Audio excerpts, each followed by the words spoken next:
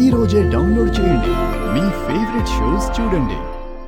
మీ అందరికీ కూడా multivitamin tablets తెలుసు.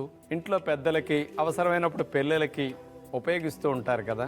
అసలు టాబ్లెట్స్ లేకుండా మల్టీవిటమిన్ కారపొడి చేసి టేబుల్ మీద పెడితే ప్రతిరోజు దాన్ని వాడితే అందరికీ ఫ్యామిలీ మొత్తానికి మల్టీవిటమిన్ కారపొడి రూపంలో వెళ్ళిపోతుంది అనమాట.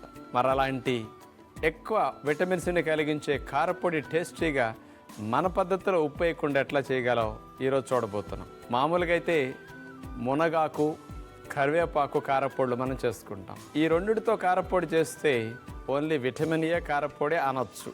ఇక్కడ మునగాకు కప్పుడు తీసుకున్నాం, కరివేపాకు అరకప్పు తీసుకున్నాం. ఈ రెండిటితో పాటు ఇతర విటమిన్స్ మనకి రావాలి కాబట్టి 4 రకాల విత్తనాలు ఇందులో విటమిన్స్ కోసం తీసుకుంటున్నాం. అవి వేరుశెనగ పప్పులు 1/2 కప్పు, పుచ్చగింజల పప్పు 1/2 కప్పు, గుమ్మడి గింజల పప్పు 1/2 కప్పు, నువ్వులు 1/2 కప్పు.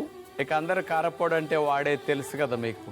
ధనియాలు 2 టేబుల్ స్పూన్లు, జీలకర్ర 1 టేబుల్ స్పూను, మామిడికాయ పొడి 1 టేబుల్ స్పూను, కాశ్మీరీ మిరపకాయలు 3, చాట్ మసాలా 1 టీ స్పూన్.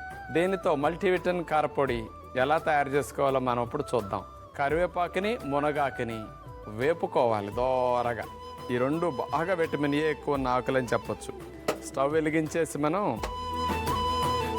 ఇందులో మునగాకు, కంటి చూపు బాగా మెరుగవటానికి ఇది ఎంత మంచిదో. మీరు ఎవరైనా ఇడ్లీ, ఉప్మా ఇట్లాంటివి తినేటప్పుడు పల్లీల చట్నీ, కొబ్బరి చట్నీ ఇట్లాంటివి తీసుకుంటే క్యాలరీ కౌంట్ ఎక్కువైపోతుంది. అందుకని అలాంటి వాటి బదులుగా గ్రీన్ చట్నీలు తింటుంటారు కదా, అట్లాగే గ్రీన్ కారపొడులు కూడా మీరు ఇంట్లో పెట్టుకుంటే వాటి ద్వారా ఎక్కువ బెనిఫిట్ వస్తుంది. యాంటీ ఆక్సిడెంట్స్ ఎక్కువ వెళతాయి. ఈ రెండుటి కాంబినేషన్లో కనుక మీరు కారపొడి తింటే జుట్టు బ్రహ్మాండంగా వస్తుంది అనమాట. ఊడింది రిప్లేస్ అవుతూ ఉంటుంది, ఓడటం ఆగుతుంది. కరివేపాకు, మునగాకులో ఉండే గొప్పతనం అదనమాట. మెల్లగా సన్నసెక్క మీద ఒక 8-10 నిమిషాలు వేపుకుంటే కానీ కరివేపాకు, మునగాకు ఇలా రావు. బాగా వేగిపోయాయి. ఈ రెండింటిని ఒక ప్లేట్లో తీసేసుకుని, మల్టీవిటమిన్ కారపొడి కదా, వీటితో పాటు ఇంకా 4 గింజలు మనం వేపుకోవాలి. అవి వేరుశెనగ పప్పులు, పుచ్చగింజల పప్పు, గుమ్మడి గింజల పప్పు, ధనియాలు, ఇంకా 2 ఉన్నాయి. ఈ కొద్దిగా వేగిన తర్వాత వేద్దాం. అవి ఇవి చక్కగా వేగాయి.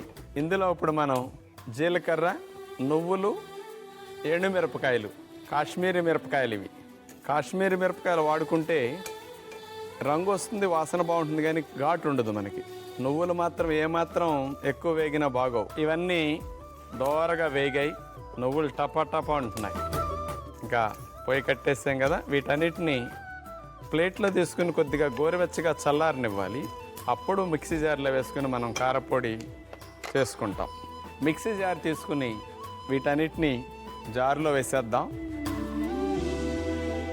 ముందు ఇవన్నీ ఒక తిప్పి మొక్క చెక్కలుగా అయిన తర్వాత కరివేపాకు, మునగాకు, అప్పుడు కొద్దిగా మామిడికాయ పొడి అప్పుడు యాడ్ చేద్దాం. ఇందులో గింజలన్నీ మంచిగా గ్రైండ్ అయ్యాయి కాబట్టి ఇప్పుడు కరివేపాకు, మునగాకు మనం వేపించింది చల్లార్చుకున్నాం కాబట్టి అది కూడా మిక్సీ జార్లో వేసేసి ఇందులో మనం మామిడికాయ పొడి, కొద్దిగా చాట్ మసాలా పొడి,